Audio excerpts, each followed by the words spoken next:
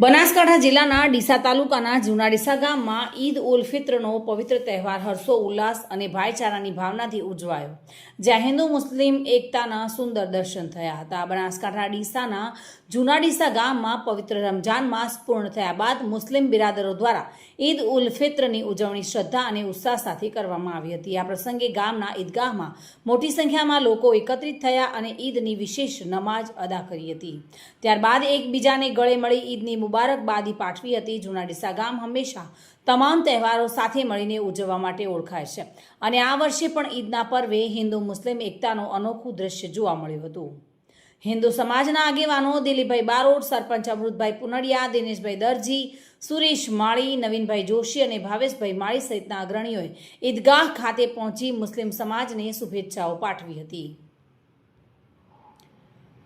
આ કાર્યક્રમમાં મુસ્લિમ સમાજના ફારૂકભાઈ દાણી, પૂર્વ ડેપ્યુટી સરપંચ મોઇનભાઈ સિંધી, રહેમતુલ્લાભાઈ, ઇકબાલભાઈ, મોહમ્મદભાઈ અયાસ ઘાસુરા અને ઈશરતભાઈ પરમાર સહિતના અગ્રણીઓ ઉપસ્થિત રહ્યા હતા. તેમણે હિન્દુ સમાજ તરફથી મળેલી શુભેચ્છાઓ બદલ આભાર વ્યક્ત કર્યો હતો અને ગામમાં હંમેશા શાંતિ અને એકતા જળવાઈ રહે તેવી દુઆ પણ કરી હતી. તહેવાર દરમિયાન શાંતિ જળવાઈ રહે તે માટે ડીસા તાલુકા પોલીસ દ્વારા ચુસ્ત બંદોબસ્ત ગોઠવાયો હતો.